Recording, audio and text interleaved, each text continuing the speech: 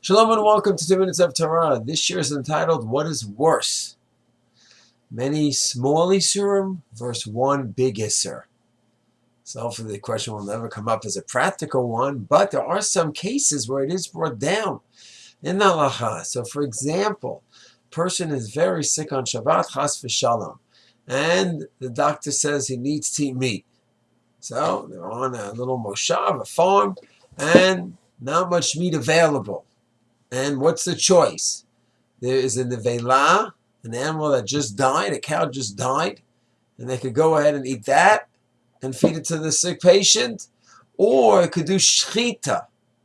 So he needs to have 20 bites of meat, and each bite is a kazayit. That means 20 times violating the isser of nevela. Nevela is not a kosher animal. Animal died, and now it's not kosher for eating. And it's a prohibition from the Torah every time. And one doesn't die for eating that. One gets malkot, lashes. So that's one choice. 20 times to eat 20 pieces of nevela. That's 20 violations. Biblical violations. But small compared to the following option. The other option is to shech the cow that's alive. So there's one grave violation of Shabbat, but then he's eating food that's kosher. So the Shulchan Aruch paskins in Orach Chaim Shin Chav Chet Yud Dalid, the Shulchan Aruch paskins to shech the animal, which is the grave violation of Shabbat, and then he eats kosher. And the question is, why? Mishabur brings down a few reasons.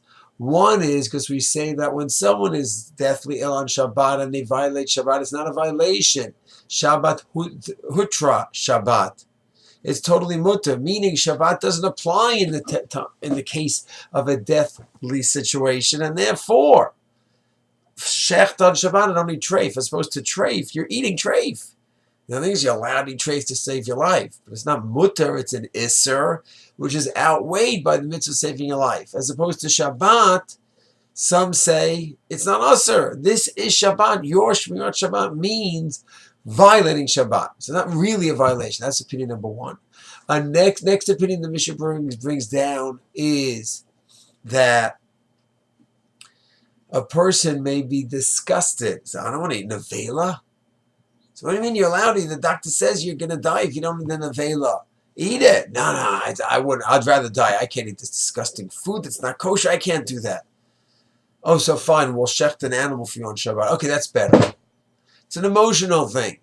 It's an emotional thing that people, someone who's sick and even dying, will have emotional, psychological resistance to eating food that's not kosher, even at the expense of his own life.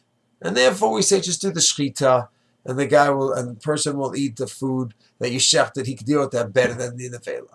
Another opinion is the Ran. The Ran maintains that doing one big isser once is not as grave as violating a smaller isser many, many times. So go ahead, do the shchita. You did it once, and then the 20 bites that he takes, each one is going to be isser.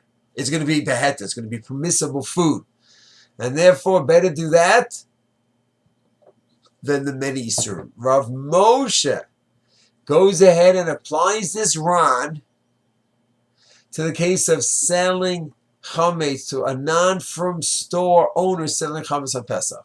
He's going to go ahead and he's going to sell his chametz, and it's officially sold. During Pesach, he's going to take the chametz, a few noodles, when people come and sell it to them. He's going to ignore the prohibition.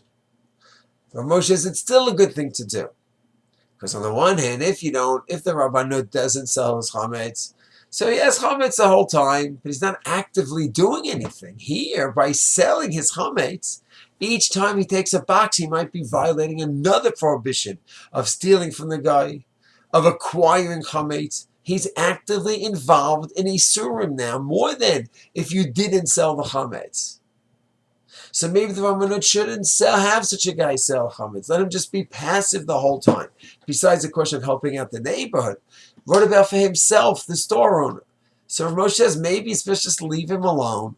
Let him own all the chametz in a prohibited manner, but he's not actively involved. He's just not selling the chametz, and he's leaving it around the whole time. Over here, you're setting him up for a disaster, because you sold his 1,000 boxes of noodles, but then every day, 10, 15 times a day, he takes a box, which is an act. It's a kum v'aseh, it's a prohibited act. He acquires it or steals it from the guy, and then he goes out and sells it. Those are all acts that he's doing. So you're causing him more acts of isurim, active acts, as opposed to just being passive. Moshe says, nothing to talk about. Because if you sell the chametz, then for 24/7, he's not owning those 1,000 boxes of noodles. As opposed to if you don't, for 24/7, passively, he's violating owning the chametz. And that's a horror. But now, a few times a day, he's actively being, hey, so what? Moshe says, where's there a rule that actively doing an isser 10 times a day outweighs the passive isser of owning chametz for 24/7? I don't know of any rule like that. Therefore, look globally what's going on. On the one hand, you are saving him from being over for 24/7, the isser of owning 950 boxes of chametz. 50 boxes, you're right, he's going to actively take throughout Pesach, and each time it's an active issa, you're right, but saving him from the 950 boxes that he would be owning the whole time, that's better. Now we see from the Ran that better go